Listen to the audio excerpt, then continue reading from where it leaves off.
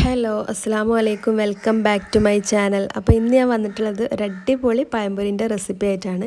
പുറമേ നല്ല ക്രിസ്പി ആയിട്ടുള്ള ഉള്ളിൽ നല്ല സ്പോഞ്ചി ആയിട്ടുള്ള ഷോപ്പിൽ നിന്നൊക്കെ നമുക്ക് വാങ്ങാൻ കിട്ടുന്ന ഒരു അടിപൊളിയായിട്ടുള്ള നല്ല സോഫ്റ്റും ക്രഞ്ചി ആയിട്ടുള്ള നല്ലൊരു പഴംപൊരിൻ്റെ റെസിപ്പിയാണ്. അപ്പോൾ ഇതുപോലെ തന്നെ ഉണ്ടാക്കി നോക്കുകയാണെങ്കിൽ നിങ്ങൾക്ക് ഇതേപോലത്തെ പഴംപൊരി ഉണ്ടാക്കിയെടുക്കാൻ പറ്റും. നല്ല സിമ്പിളാണ്, 5 മിനിറ്റിനുള്ളിൽ പണി തീരുന്ന ഒരു പഴംപൊരിൻ്റെ റെസിപ്പിയാണ് ഇട്ടത്. അപ്പോൾ ഇതെങ്ങനെയാണ് ഉണ്ടാക്കുന്നതെന്ന് നോക്കാം.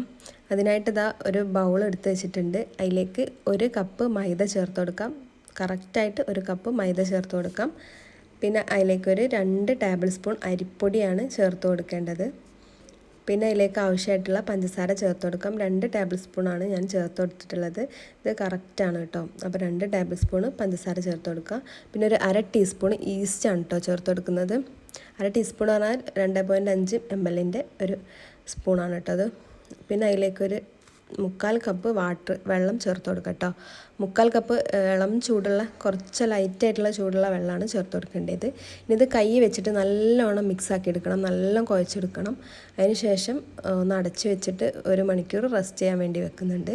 ഇപ്പോൾ അതാ 1 മണിക്കൂറിന് ശേഷം മാവൊക്കെ നല്ല സോഫ്റ്റായിട്ട് നല്ല ബബിളായിട്ട് വന്നിട്ടുണ്ട്. ഈ ഒരു സമയത്ത് നമുക്ക് അതിലേക്ക് 1/4 ടീസ്പൂണ് മഞ്ഞൾപ്പൊടി ചേർത്ത് കൊടുക്കാം. പിന്നെ അതിലേക്ക് ആവശ്യമായിട്ടുള്ള ഉപ്പ് ചേർത്ത് കൊടുക്കുക. 1/2 ടീസ്പൂൺ ഉപ്പാണ് ചേർക്കുന്നത്. ഇത് നല്ലോണം മിക്സാക്കി കൊടുക്കുന്നുണ്ട്.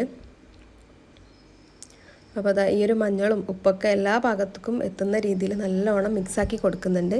ഇനി നമുക്കൊരു 4 പഴമാണ് ആവശ്യമായിട്ടുള്ളത്. ഇതിപ്പം 3 പഴമേ ഉള്ളൂ, പക്ഷേ 4 പഴമാണ് ഈ ഒരു മാവിന് കറക്റ്റായിട്ടുള്ളത്. അപ്പം ഒരു പഴം 3 കഷ്ണാക്കിയിട്ട് നീളത്തിൽ മുറിച്ചെടുക്കുന്നുണ്ട്. അപ്പോൾ പഴം നല്ലോണം തിന്നാക്കി എടുക്കണ്ട. ഒരു പഴം 3 കഷ്ണാക്കിയിട്ട് നീളത്തിൽ വെട്ടിയെടുത്താൽ മതി, അല്ലെങ്കിൽ അത് ഈ മാവിൽ മുക്കുന്ന സമയത്ത് പൊട്ടി പോവാനുള്ള ചാൻസ് ഉണ്ട്.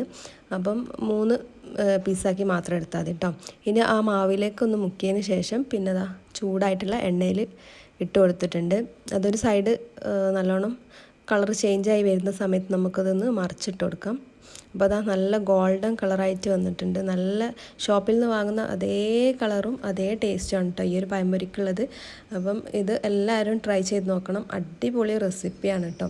അങ്ങനെ എല്ലാ പഴവും ഇതുപോലെ പൊരിച്ചെടുക്കാവുന്നതാണ്. അപ്പോൾ നല്ല ടേസ്റ്റാണ് കേട്ടോ ഇത്.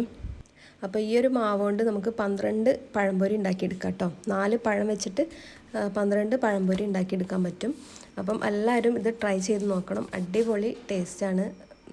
എന്തായാലും സക്സസ് ആവും, ഉറപ്പാണ് കേട്ടോ. അപ്പോൾ എൻ്റെ ഈ ഒരു വീഡിയോ ഇഷ്ടപ്പെട്ടാൽ ലൈക്ക് ചെയ്യണം, ഷെയർ ചെയ്യണം, കമൻറ്റ് ചെയ്യണം, സബ്സ്ക്രൈബ് ചെയ്യാൻ മറക്കരുത് കേട്ടോ. കുറേ ആൾക്കാർ സബ്സ്ക്രൈബ് ചെയ്യാതെ കാണുന്നവരുണ്ട്. അപ്പോൾ എല്ലാവരും ഒന്ന് സബ്സ്ക്രൈബ് ചെയ്യാൻ മറക്കരുത്. അപ്പോൾ ഇനിയും ഇതുപോലത്തെ നല്ല നല്ല റെസിപ്പിയൊക്കെ ഈ ഒരു ചാനലിൽ ഉണ്ടാവും. അപ്പം എല്ലാവരും സബ്സ്ക്രൈബ് ചെയ്യാൻ മറക്കരുത്, ലൈക്ക് ചെയ്യുക, ഷെയർ ചെയ്യുക. എന്തായാലും ഉണ്ടാക്കി നോക്കണം കേട്ടോ. മസ്റ്റ് ട്രൈ ആയിട്ടുള്ള ഒരു ഐറ്റമാണ്. അപ്പോൾ അടുത്തൊരു വീഡിയോ ആയിട്ട് വരുന്നവരെ എല്ലാവർക്കും ടാറ്റാ, ബൈ ബൈ.